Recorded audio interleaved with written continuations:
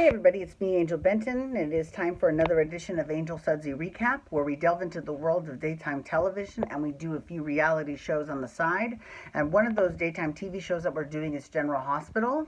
Now, what I've been doing lately is talking about who was pre-nominated for the daytime Emmys.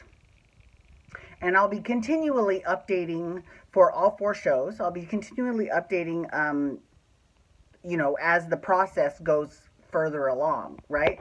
But before we get to any of that, there's a little bit of kind of drama and controversy I kind of want to talk about. So, Ryan Paevey, he plays Nathan West on the show. He's getting killed off. Now, apparently what had happened was he decided he wanted to, pursue other things, whatever, right? And he's a cute guy, so, it makes sense. So,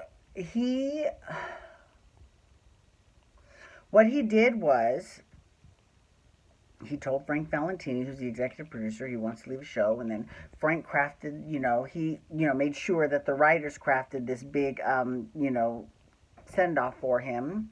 And they had a nice meeting where they discussed, his character and where it was ending and how they wanted him to go and all that, blah, blah, blah, blah, right?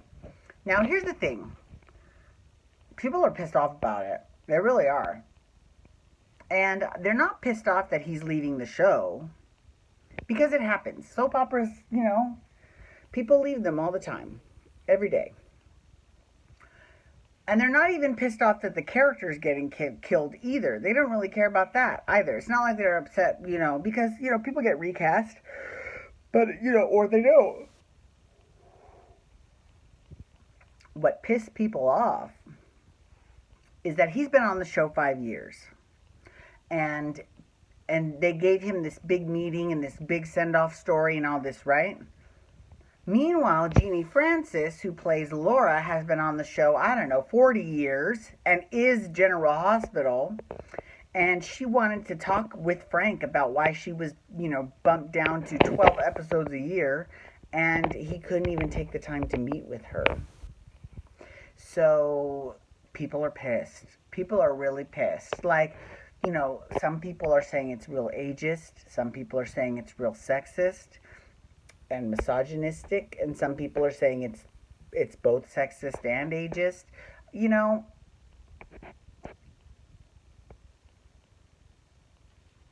I think personally I think that Frank Valentini just needs to call Genie Francis and just, they can talk it out, and that would mean a lot to all of her fans, and because she is General Hospital. But like I said, she could go right to Young and the Restless any fucking minute.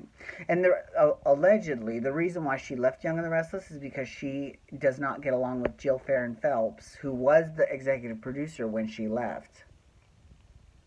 And she also, because she was also the executive producer of General Hospital, and she was, that's where they met, and they did not care for each other, I guess. But whatever, she's gone now. Mal Young's there.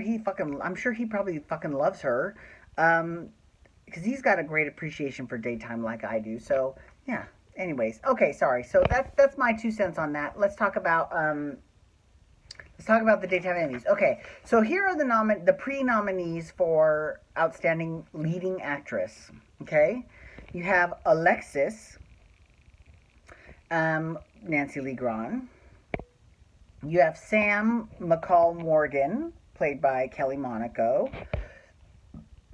You have Ava Jerome, played by Maura West. And you have Laura Wright, who plays Carly. Those are your 4 pre-nominees for leading actress. Now, they all actually did pretty well. Alexis, this past year, did not have as much of a strong story as everyone else did. So, but I think if I had to pick one person out of those 4 that I think might actually win the trophy, it would probably be Ava. I think Ava Jerome has a real good shot, like a real good chance, not just of getting a full-on nomination, but of actually winning the award. So I'm going to give that one to Maura West. Okay, the next one is for the leading actor. And there's only two nominees. And this is interesting. So one of the nominees is Dr. Finn, aka Michael Easton, and that's fine, you know. And then the other one is Billy Miller, who plays Jason and Drew. Now, I Finn had a decent storyline this past year, you know, with Hayden and then with Anna. And then Drew, aka Jason before, he had a decent storyline too, but I just don't like with him. If him and I don't know. I don't know.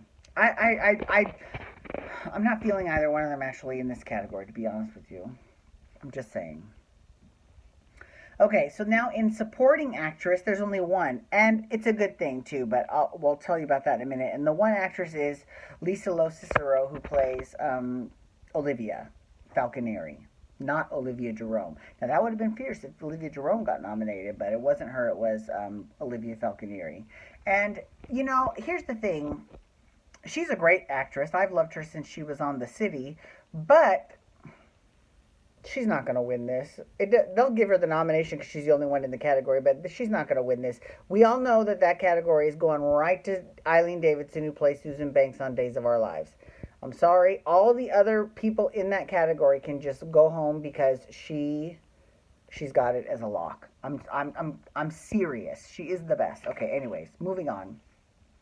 Here are the nominees for supporting actor. Now, this is actually a very interesting category. Okay, so we've got Jason Morgan, aka Steve Burton.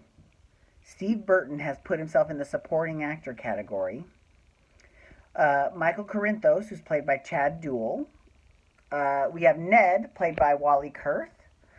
We have Andre, who's played by, what's his name? Anthony Montgomery? No, Anthony, I don't remember his name, but the guy that plays Andre Maddox is Anthony Montgomery, I think.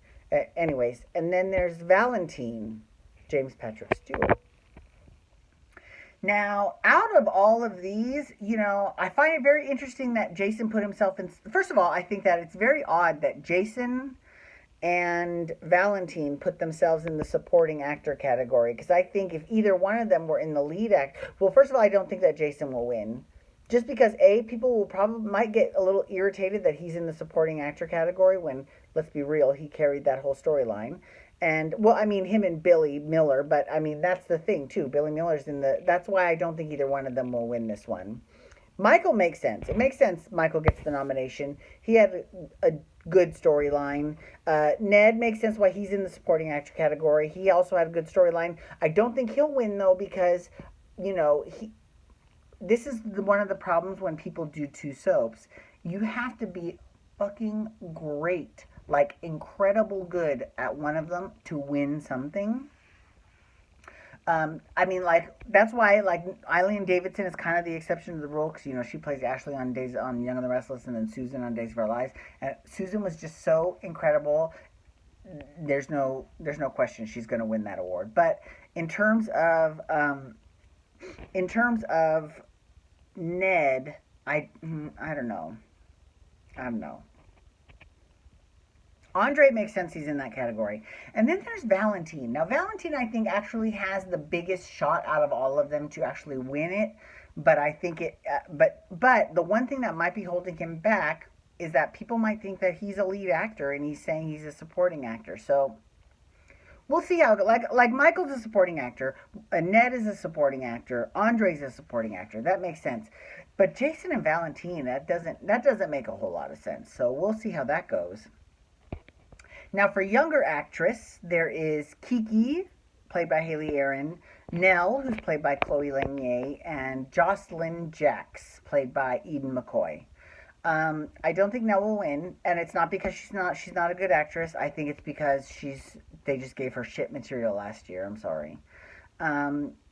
Jocelyn had a decent year, except